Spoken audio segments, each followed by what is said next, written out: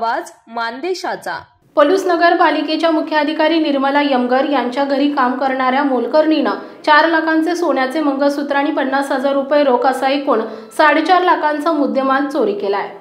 कांचन कुंभार असं मोलकरणीचं नाव आहे। ही घटना शनिवारी दिनांक 19 जुलै रोजी घडली होती। पोलिसांनी अटक करून तिच्यावर गुन्हा दाखल केलाय। चोरीची फिर्याद अरविंद यमगर यांनी पलूस पोलीस ठाण्यात दिली होती। याबाबत पोलिसांकडून मिळालेली माहिती अशी की अरविंद यमगर आणि मुख्य अधिकारी निर्मला यमगर हे पलूस येथील परांजपे कॉलनी येथे राहतात। शुक्रवारी दिनांक 18 जुलै रोजी त्यांच्या व्यक्तिगत कामानिमित्त 4 दिवस गावी गेले होते। हीच संधी साधून त्यांच्या घरात घरकाम करणारी महिला कांचन कुंभार हिने घराचं कुलूप तोडून घरात प्रवेश केला आणि कपाटातील 3,50,000 रुपयांचे 4 तोळ्यांचं मंगळसूत्र आणि रोख 50,000 रुपयांची चोरी केली।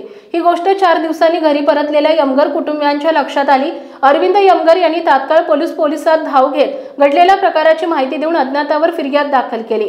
पोलीस अधीक्षक संदीप घुगे आणि उपविभागीय पोलीस अधिकारी सचिन थोरबोले यांच्या मार्गदर्शनाखाली पोलीस उपनिरीक्षक संदीप पाटील यांनी त्यांच्या सहकाऱ्यांच्या साहाय्याने 2 दिवसात या चोरीच्या घटनेचा छडा लावला आणि संशयित महिला कांचन कुंभार हिला ताब्यात घेतले।